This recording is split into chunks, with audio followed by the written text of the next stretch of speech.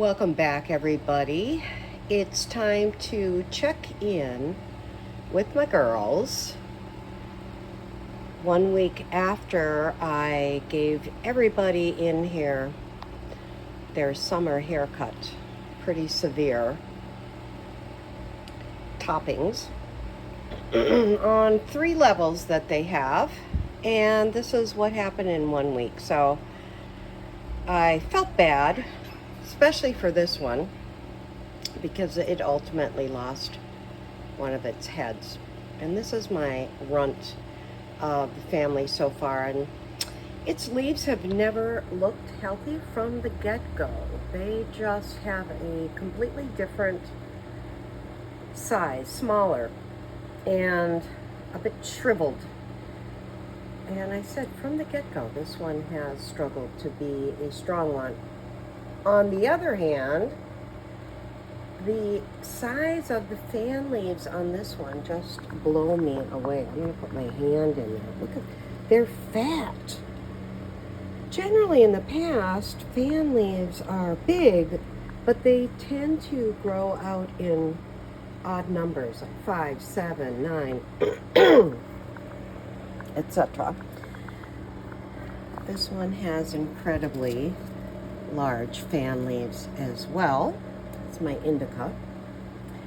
But we can see now they are relatively the same at height, and they're putting more of their energy growing out of their 3 levels.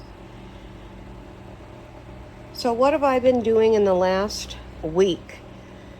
Well, I have not been doing any surgical toppings. I've left them alone to just rebound and keeping their light schedule, obviously, on 18 on, 6 hours off, and their watering schedule the same. Every other day, each plant gets about 2 of these full. What I've learned is watering my plants enough so that they feel fully saturated, but there's minimal runoff down at the bottom. And then allowing them to take about every other day, I rewater to that amount. It's a little bit better to underwater and let them search for what they need in the soil than overwatering and damaging the roots. It's really difficult to come back from root rot from overwatering. So I water every other day, each one getting about 2 of these full.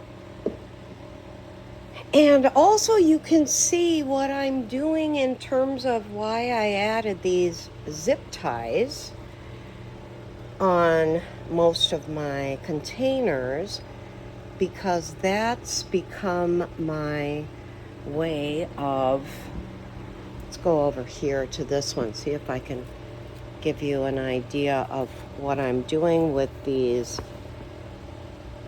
pipe cleaners. They're soft and bendable, so they tend to give you something to work with. Here's a good one where we can see I'm starting to train them to move outward a bit more. Here's another one I can go in and show you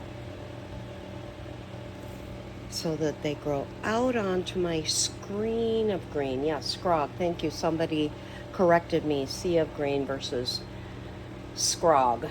Screen of green. So I'm doing that kind of spreading when they're flexible enough, because if they're not, you can start to bend and break, which happened to this one. Yeah. But this one is going to be a good candidate for super cropping.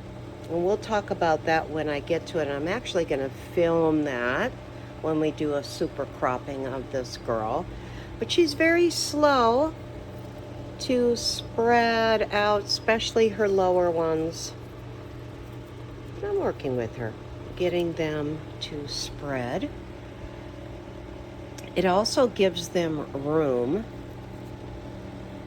to grow and breathe in between. This one's got something on it too, pulling it open. This week I'm also going to add more soil because we've got room for it. The stems can use it. They're a little long in the stem. So I'm going to add another, probably a gallon of soil on top to give them a little bit more enrichedness. So in this next week, my plan is continuing with my training of pulling these branches out on each of the 3 levels of my girls. This one we're going to super crop next week, and I will film it when we do that. But as I said, cannabis is a very resilient plant, and this is proof of that. So nobody's died on my watch. Everybody always bounces back. So until next check-in,